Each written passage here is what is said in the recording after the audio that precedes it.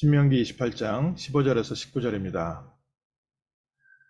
내가 만일 내 하나님 여호와의 말씀에 순종하지 아니하여 내가 오늘 내게 명령하는 그 모든 명령과 규례를 지켜 행하지 아니하면 이 모든 저주가 내게 임하며 내게 이를 것이니 내가 성읍에서도 저주를 받으며 들에서도 저주를 받을 것이요 또 내 광주리와 떡 반죽 그릇이 저주를 받을 것이요 내 몸의 소생과 내 토지의 소산과 내 소와 양의 새끼가 저주를 받을 것이며 내가 들어와도 저주를 받고 나가도 저주를 받으리라. 아멘. 오늘 하나님 말씀에 너희가 만일 하나님의 말씀을 순종하지 아니하면 오늘 내게 명령하는 이 모든 명령과 규례를 지키지 아니하면 그러면 이 모든 저주가 내게 임하고 내게 이를 것이다. 오늘 하나님의 말씀이 이렇게 무서운 말씀이냐, 이렇게 우리가 성경 말씀을 받을 수도 있지만요. 하나님께서 왜 이렇게 우리에게 말씀을 주셨는가? 그 이유가 더 중요합니다. 지금 14절, 28장에 보면 14절까지는 축복의 말씀이시고요. 28절부터 해가지고 마지막까지 68절까지 나오는데 거기까지가 다 저주입니다. 축복에 대해서는 간단하게 쓰시고 왜 저주에 대해서 이렇게 심하게 말했을까? 모세가 특히 한 설교인데 왜 이스라엘 백성에게 이렇게 저주의 저주를 퍼부었을까? 어느 정도 저주를 받냐? 말씀을 놓치게 되면요. 네가 애굽의 종기와 치질과 모든 질병, 피부병이 너를 치고 네가 치유를 받지 못할 것이고 또 네가 미치고 정신병 걸릴 것이다.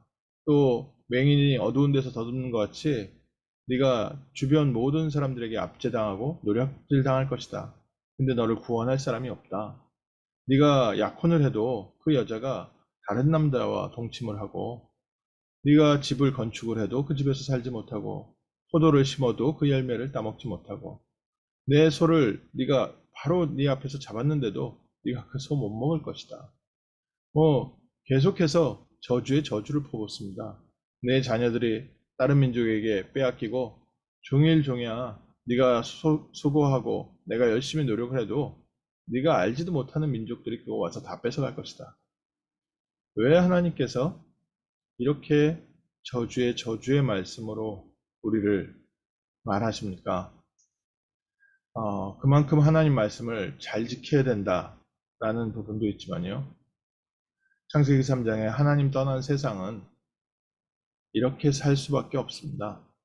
서로 빼앗고 빼앗기고 그래서 잠시 힘을 가진 사람이 다 가진 것처럼 보이지만 결국 승자도 패자도 없이요.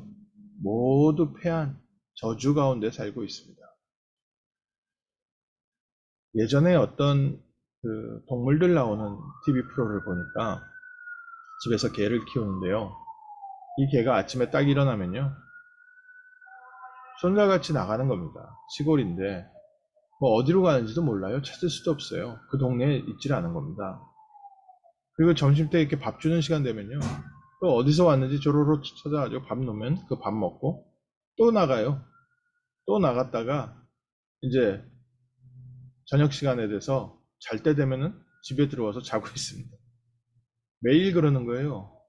그래가지고 이제 이 TV 프로에 요청을 한 거죠. 이 개 좀 잡아달라고. 가다 놓을 수도 없어요. 가다 놓으면은 하루 종일 낑낑거리니까 개 또 낑낑거리면 불쌍해서 못 보거든요. 그러니까 묶어놓지도 못하고 잡아놓지도 못하고 풀어주면 없어지고 풀어주면 없어지고 그래서 그 TV 카메라맨이 쫓아갔습니다. 얘가 어디로 가는지. 한참을 막 이렇게 저렇게 막 보면서 가더니 보니까 옆마을에 다른 애인이 있었던 겁니다. 그래가지고 애인은 그 줄에 묶여 있으니까 그 애인 옆에서 계속 그냥 놀고 그 밥 같이 먹고 그 집 주인이 주는 밥 같이 먹고 놀다가 낮에 와서 밥 먹고 다시 가가지고 또 그 옆에서 그냥 앉아서 같이 노는 겁니다. 매일 그걸 하고 있는 거예요. 그래가지고 이제 이 제작진이 어떡하냐 뭐 이제 하다가 뭐 나중에는 뭐 걔 서로 잘 지내게 친하게 지내게 해야겠다고 하고서 이제 그 프로는 끝났거든요. 걔니까 뭐 어떡하겠습니까? 내가 키우는 개인데 우리 집은 안 지키고요. 맨 딴짓 가지고 먼짓하고 있으면 정상적이라면 그 개를 묶어놓든지 아니면 담장에 가둬놓든지 할 수밖에 없겠죠. 하나님께서 하나님의 백성을 구원하시고 애굽 땅에서 불러내셨는데 자꾸 하나님을 바라보지 않고 다른 주인을 바라보는 겁니다. 다른 집에 가 있는 겁니다.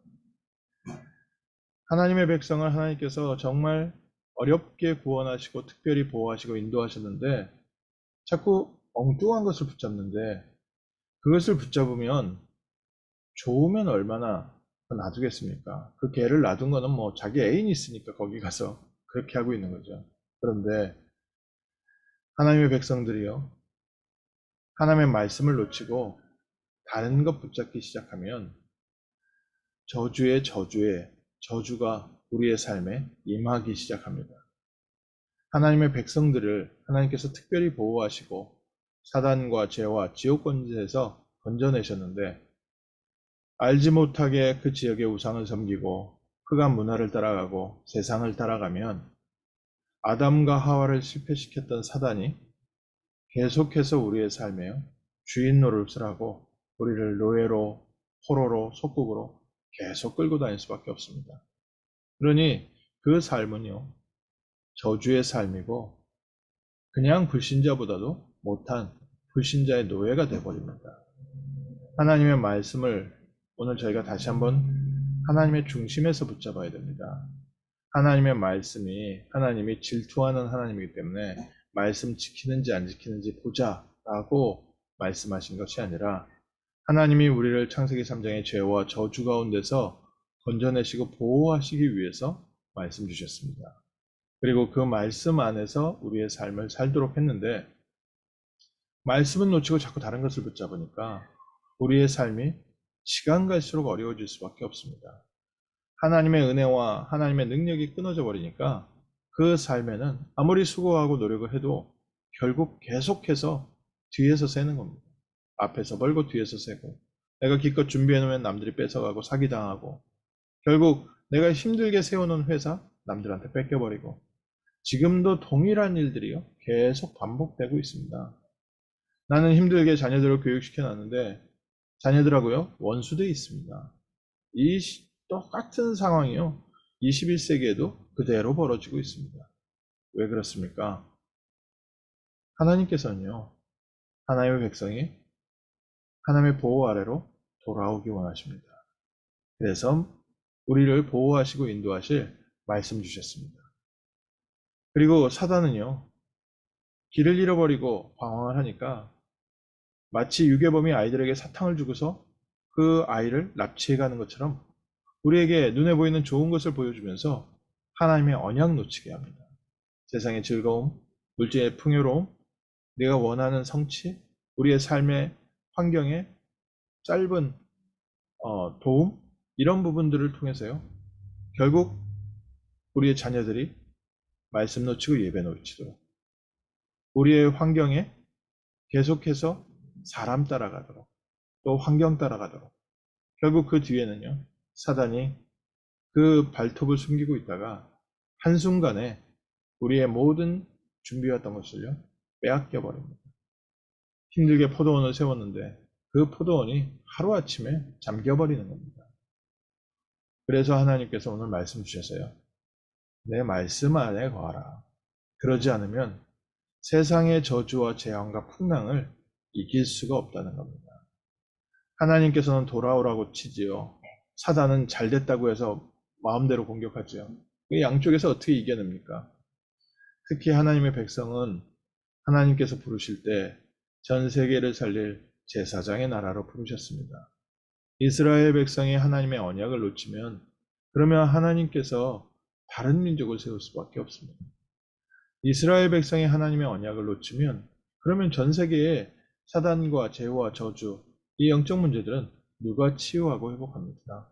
그래서 하나님께서 이스라엘 백성을 계속해서 돌아오게 하십니다. 오늘 저희에게도 같은 말씀입니다. 우리가 하나님을 두렵고 하나님을 섬겨야 되고 하나님을 경외해야 되고 이렇게 우리가 무섭게만 생각하고 있으니까 하나님께서 우리를 처음 창조하신 창조의 목적도 잊어버리는 거죠. 또 우리가 종교와 율법으로 또 내가 복받기 위해서 예수를 믿다 보니까 하나님께서 이미 우리를 부르신 자리를 잃어버리는 겁니다. 오늘 우리는요, 하나님의 형상으로 지음받은 하나님의 자녀들입니다.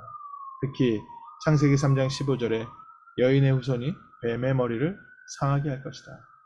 그리스도께서 이 땅에 오셔서 우리를 하나님의 자녀 삼아 주시고 그리스도 안에서 우리를 승리케 하시며 보호하시고 그리스도의 빛으로 세상을 살리는 등대로 세상을 살리는 망대로 하나님께서 우리를 불러주셨습니다.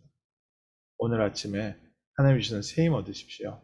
그리고 하나님의 언약을 놓치고 그리스도 바깥에서 고생하고 있는 세상을 보십시오.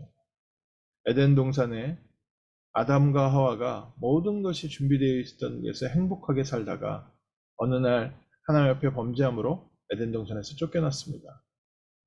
그때부터 아담과 하와의 가정에는요, 힘든 노동이 들어왔고요. 아담과 하와 자녀들에게 살인 문제가 들어왔습니다.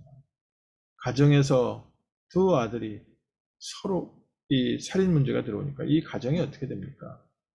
자녀들이 태어나는데요. 이 자녀들이 잘 되는 것 같지만 점점 악한 길로 갑니다. 어떻게 해야 되겠습니까? 하나님께서 그래서 그리스도 안에서 우리를 새로운 에덴 동산을 만들어 주시고 하나님의 나라를 이루어 주시고 하나님의 언약을 회복시켜 주시고 이 안에서 우리를 세상을 다스리는 축복을 회복시켜 주셨습니다. 하나님의 형상이 회복되었고 하나님의 생명이 우리에게 임했습니다. 그리고 에덴에 내 근원이 있었던 것처럼 오늘 우리의 삶에 하나님의 축복의 근원이 함께 하시면서 이곳에서 세상을 다스릴 수 있는 내가 앉은 곳에서 세상을 살릴 수 있는 축복의 이름을 주셨습니다.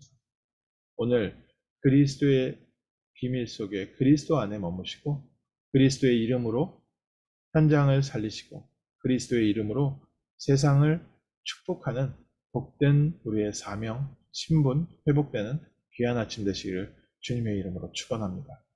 그리스도 안에서 모든 하나님이 주시는 은혜와 응답을 가지고 세상을 살리는 참 전도자의 길에 하나님의 천명을 받은 하나님 자녀의 축복, 하나님 자녀의 권세를 회복하는 복된 아침 되시기를 주님의 이름으로 축원합니다. 하나님 감사합니다. 오늘 아침 저희가 어디 있어야 하는지 또 저희가 무엇을 붙잡고 저주 만난 세상, 재앙 만난 이 세상에 그리스도의 빛을 비춰야 되는 하나님의 언약을 회복하게 하심을 감사합니다.